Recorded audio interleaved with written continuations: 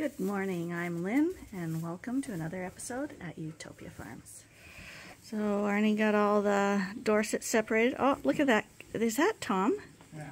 Look at him. Yeah. I didn't know Tom liked the Dorsets. Well, apparently all our cats like the sheep. Because Tom, I've never seen him friendly with anybody. But he's definitely loving that ram there. Well, that's nice. Oh, Tom. I don't know why the cats and the sheep get along so well. Anyway, someone's got to go through this group today and pick out 2 rams. The 244s are in here, and Ferdinand's in here. I don't know if they're going to want the big gold guy, but I am not upset if he gets left behind because I really, really like him. Anyway, they're all in here and they're looking pretty good.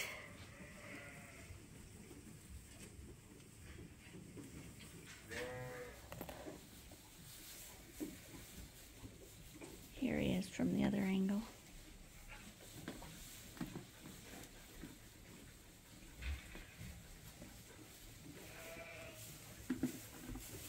Tom, do you like visitors in your pen? He usually has this pen all to himself, and the sheep aren't in here. But maybe he likes having the boys in here with him.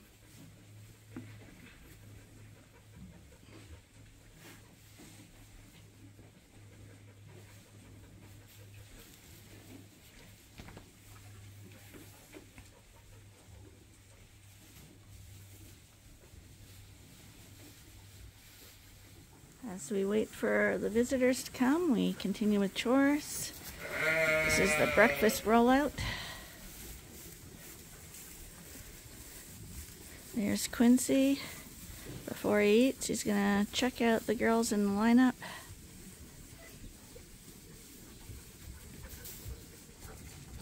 He went to the very back there. Okay, Suffolks are in. 2 Suffolk rams in here. Hey buddies, you're okay. And now we gotta go do the Dorset catch. So our guys are loaded. The noise in the background is a horse, because there's 2 horses back in this trailer that aren't too happy. So they got a ram lamb from Gaston and one from Ferdinand, and then we got one from General and Force. So they bought 4 rams, and they got a huge trailer here with a whole bunch of little goats in the front, and there's horses back there. Hi, you guys. And then we got some Ile-de-France in here too, from a show, that are a little fat. You see the lambs going south, Brian? Yeah. You know? Yeah, that's what, well, you can tell which ones they are right away because you send me the text. Yeah, Ewetopia. The horses are causing a bit of problem in here. 2 males.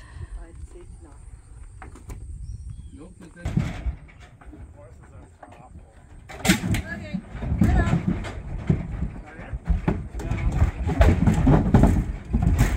That's why you don't have horses. Oh my God, that's scary. There's no animal that can go from 0 to 60 in flight mode. So there they go, off to their new home. The horses settled down now. Oh, well, maybe not too much. All that banging is the horses. It's scary. So this is going to be our second deworming of the ewes. First time we used a white dewormer.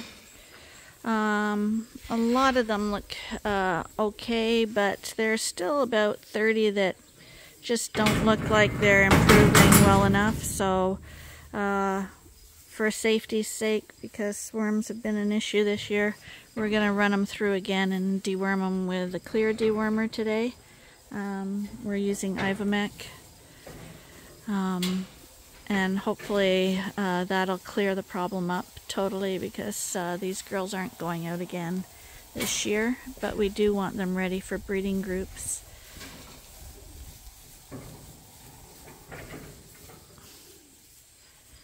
Okay, these are the last of them. The last 4. Didn't take very long because these girls know the routine really, really well. Now, unfortunately for Ivomec, you need a bigger dose, so we need to squirt it twice instead of just once that you would for the Valbazine.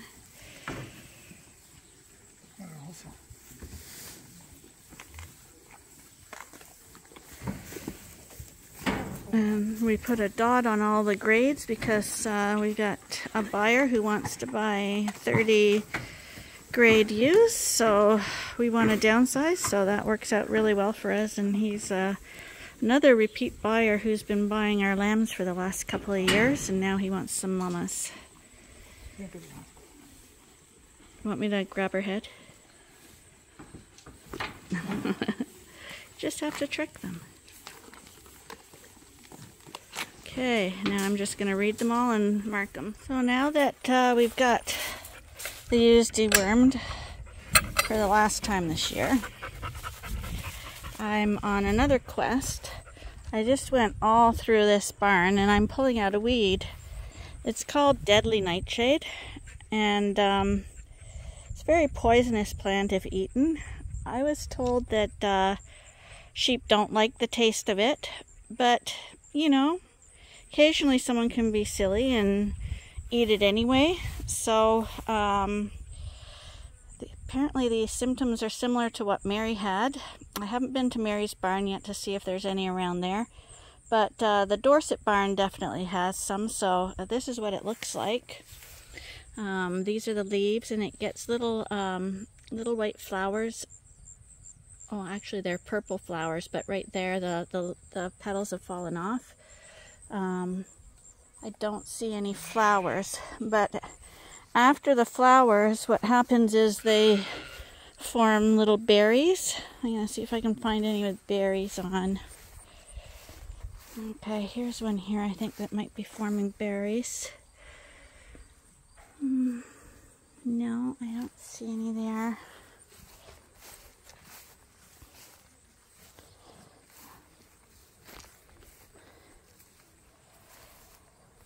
Okay, well, I'm not seeing any with berries on right now.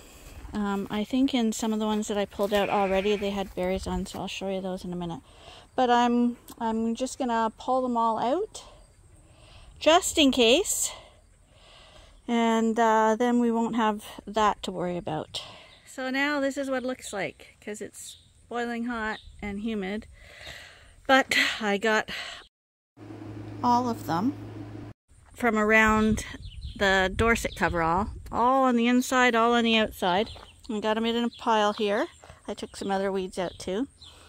And here's one where you can see the little berries on it. Now these ones haven't ripened, but when they ripen, they turn bright red. I think by the house I got one in the garden that has the red berries on that I can show you. And I'm pretty sure this deadly nightshade is in the same family as tomatoes. So they kind of look like cherry tomatoes. They've got the little flower, except that it's purple, not white like tomatoes. And they have the same kind of hollow stems, and the little berries when they ripen look like little tomatoes. So there's a reason it's called deadly nightshade, because it is deadly. Like I said, I believe animals don't like the taste of it, so they will avoid it. But they could eat it by mistake while they're nibbling other stuff, so best to remove it if you can. There's none along that side of the coverall, I know that, on the Suffolk barn. I got another pile of them here.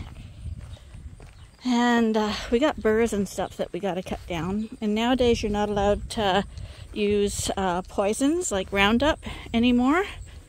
So you have to basically cut them down or pull them out. So because Arnie's busy, I went and pulled them all out. But I can see I think over there, that's one. I'm gonna go pull that one out too. And then that'll be it for today. Then I just have to check around this coverall, which if you see, there's not too many weeds around that one, so I'm not gonna find too many. But the humidity is back in full force today, so it's not exactly a great day to be yanking up weeds. So they're almost like a little vine. And this is one. And they actually come out quite easy, but if you know tomatoes, they do look very similar to a tomato plant. So we'll just pull that out, and there's a little baby one there, and I got them, and it's got some little baby tomatoes on it. While I'm here, I'll go check if there's any more. Yeah, here's another one. Oh, yeah. And that's what one thing I did notice too. I wonder if they grow near nettles and the nettles protect them, because my hands are burning because these are nettles, and if you even slightly touch their leaves or stems, you get stung and burned. Like, I don't know if you can see all the lumps and stuff on my hand, but that's from the nettles. But it seems where you find the deadly nightshade, you find the nettles growing in among them. And I wonder if that species go together to protect each other. Okay, so those ones came from along the laneway here. And now the laneway is totally free of them. So all I have to do, I got to do the other side of the coverall, see if they got any. And then all these paddocks are safe. And they might have been safe anyway, but it's just a precautionary thing. Okay, in for a break to have a drink. So I knew I had a good example of the deadly nightshade, because they're a very pretty plant. So this one I actually left, and it's in our garden, but maybe I will pull it out. But you can see it's got the purple flowers on it, and you can see that it's got all kinds of berries on it. The berries are poisonous, the leaves are poisonous, everything's poisonous on this plant as far as I know. And it climbs up things. And we got some growing in my spruce trees there. You can see the purple flowers. So if you see that in a paddock or growing around your barns, you should pull it up, just in case your animals eat it by mistake. Like I say, I'm pretty sure they don't eat it on purpose. But you don't want them getting symptoms. Apparently the symptoms are similar to what Mary had. Now Mary, the pasture she's in, doesn't seem to have any. So that probably wasn't her problem. But you don't want symptoms like that in your sheep. So that's just a little lesson on deadly nightshade. It's getting pretty dark now. The sun's going down anyway. And I was searching around the fields for some more poisonous plants to show you, but I couldn't find any, because one thing that we do regularly in our paddocks and pastures is, you've seen us with the bush hog out in the fields, cutting down the long grass and the weeds.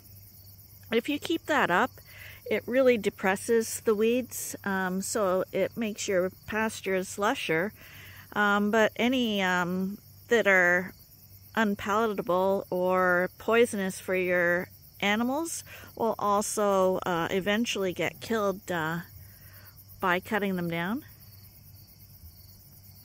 Our neighbors' horses are in the field, and I hope they know that, because their fences are falling over and it's not a place they should be in the dark. So after this video, I might give them a call to see if they realize that they're out, because their horses seem to escape quite a bit. But anyway, I was gonna post some pictures that I found on the internet of various poisonous plants to show you, but most of them are copyrighted, and I didn't want any copyright infringement. So I would just advise that if you want to see what some of the common ones are, Just Google poisonous plants for sheep. Some of them are quite common plants that you see, like milkweed. It's very poisonous and deadly if the sheep eat that. It's very good for butterflies, but it is not good at all for your sheep or other livestock. Another common one is buttercups. Buttercups apparently are poisonous when they eat them in the field when they're growing, but if you cut them down and then they're in your hay and all dry, then apparently they're safe. Apparently the number one poisonous plant that vets, I guess, see most cases of with animals is chokecherry trees. And I guess with those, they look like little wild cherry trees. And what happens with them is in the fall they lose their leaves. Their leaves fall into the pastures and the animals eat them. And the leaves contain cyanide, which is extremely poisonous, so they'll die from eating that. And then there's your garden plants, which you don't want to be planting near fences, such as irises are poisonous, rhubarb leaves are poisonous for humans and animals. St. John's wort was another one that was really poisonous, and holly, I think it was. There's quite a lot. Pigweed is a common one you'll see in farmers' fields. They're poisonous plants. But your nettles and goldenrod, I guess, is not. I didn't see that listed. Thistles, all those plants, burdock, are not poisonous. And willow trees are extremely tasty. As you can see by how well our sheep love them and trim them off, and lots of wildlife eat willow trees. So, but it's something to think about because nobody wants their sheep to be poisoned. And like I say, they generally won't eat it, especially if they're well fed and have good pastures and stuff. It gets to be more of a problem like when it's drought conditions and the pastures are grazed off and they're a little bit hungry. So then they're going to be scrounging for whatever they can get. And probably, I'm guessing, goats might be even worse for eating those things because they're browsers, whereas sheep are grazers. And so not as likely to pick it up. But never say never. Everybody's look at the gate there. Those are the Dorset ewes. And these are the rams.